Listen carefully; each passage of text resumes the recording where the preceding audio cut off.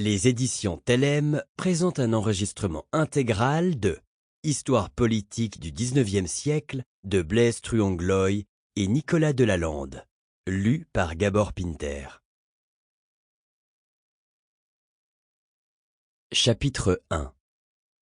L'Europe au XIXe siècle, un laboratoire politique. Pourquoi s'intéresser aujourd'hui au XIXe siècle?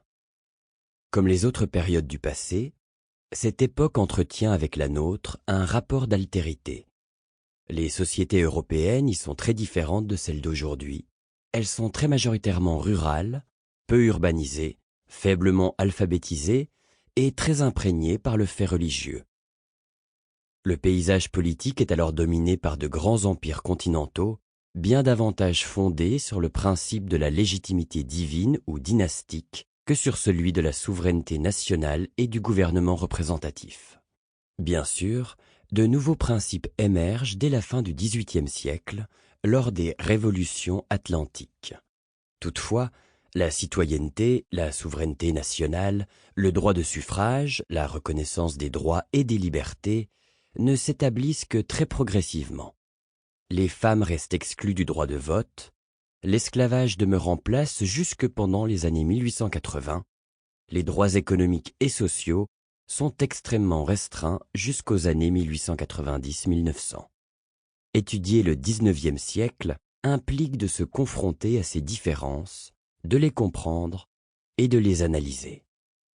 D'un autre côté, le XIXe siècle est aussi le creuset de la modernité politique et sociale qui façonne les XXe et XXIe siècles. Il est marqué par de profondes transformations dont les conséquences économiques, politiques et sociales sont encore aujourd'hui très visibles.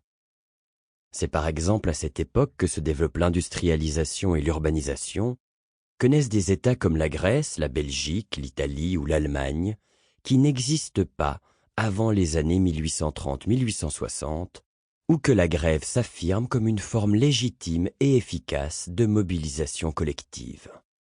Le XIXe siècle est ainsi un laboratoire où se dessinent de nouvelles idées politiques, de nouvelles configurations sociales et des formes inédites de mobilisation des masses. Étudier ce siècle permet d'éclairer l'organisation des sociétés actuelles, leurs dilemmes et leurs insuffisances, que ce soit en retraçant la genèse de catégories contemporaines ou en redécouvrant des formes alternatives de vie commune, tombées dans l'oubli ou non advenues. Sample complete. Ready to continue?